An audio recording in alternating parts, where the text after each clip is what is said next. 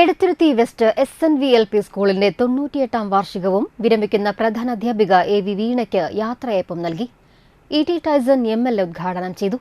എടത്തിരുത്തി ഗ്രാമപഞ്ചായത്ത് president TK Chandrababu അധ്യക്ഷത വഹിച്ചു. ബെന്നി ബെഹനാൻ MP മുഖ്യാതിഥിയായി.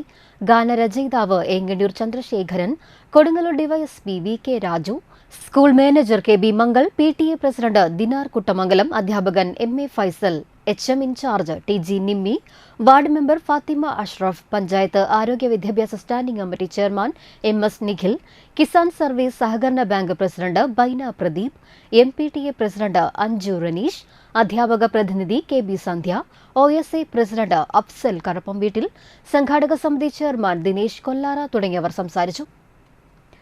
തുടർന്ന് വിവിധ കലാപരിപാടികളും അരങ്ങേറി.